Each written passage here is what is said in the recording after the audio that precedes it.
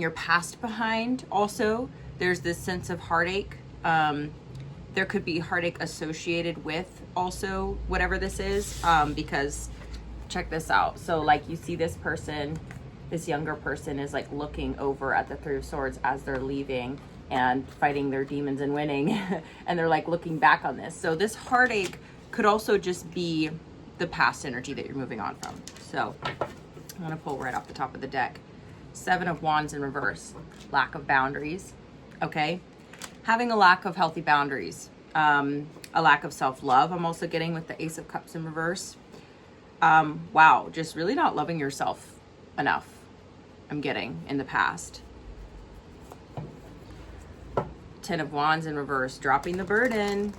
I really feel like there's something about it's really funny because I'm actually getting like a little bit of this nostalgic feeling of like, you know, when you were younger, like a teenager, let's say, and like, I don't know, depending on like who you are, I guess, but I think for most teenagers, like there's this awkwardness and this vulnerability of like just trying to figure out who you are or like figure life out. And like, you know, kind of like, it's like walking on stage and like you get that feeling in the pit of your stomach and you're like really nervous.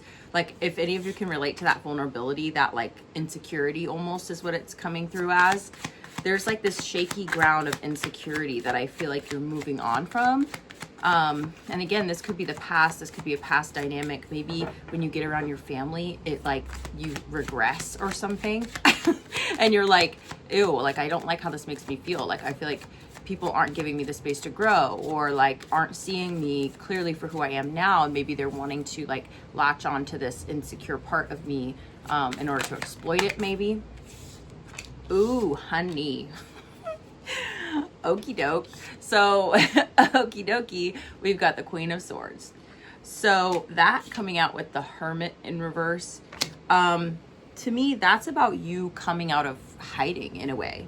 Or like if you've taken time to yourself to work through this toxicity, whatever it is, and trying to move into this like calmer way of life, a calmer way of existing, you know, a happier way of existing too, but mostly a more confident way of moving through the world. It's like you're leaving this Hermit energy behind and you're stepping into this Queen of Swords energy. Okay, very discerning, very confident, very intelligent, very quick-witted, okay, very capable.